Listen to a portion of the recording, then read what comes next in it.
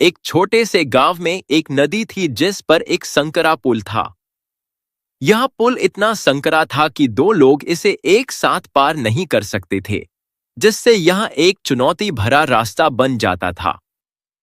एक दिन दो कुत्ते नदी के दोनों किनारों से पुल पार करने के लिए निकले।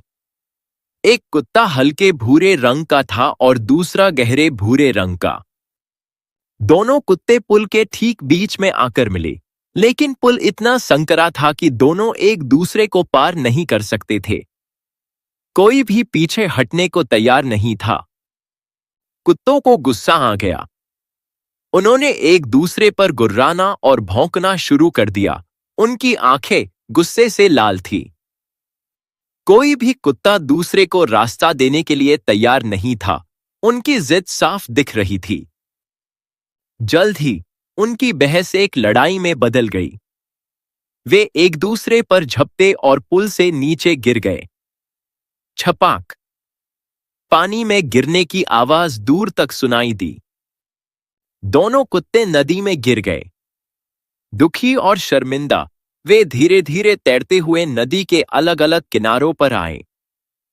उनके फर गीले और उनकी आत्माएं उदास थीं।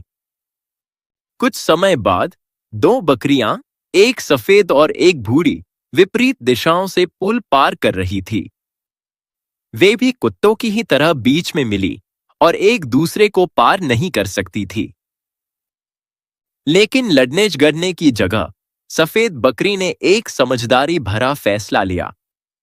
वह धीरे से पुल पर झुक गई और लेट गई। इसके बाद भूरी बकरी सावधानी से सफेद बकरी के ऊपर से कूद कर निकल गई और पुल पार करके दूसरे किनारे पर पहुंच गई। यह एक शांतिपूर्ण समाधान था। जैसे ही भूरी बकरी सुरक्षित रूप से पार कर गई, सफेद बकरी खड़ी हुई और उसने खुशी खुशी पुल पार कर लिया। दोनों ने बिना किसी झगड़े के अपना रास्ता बना लिया। तो ज्यादा समझदार जानवर कौन है? हमेशा ध्यान रखें, लड़ने और झगड़ने से किसी समस्या का समाधान नहीं होता है। हमें हमेशा एक दूसरे के प्रति दयालु रहना चाहिए और अच्छा व्यवहार करना चाहिए। सहयोग और समझदारी से हर मुश्किल आसान हो जाती है।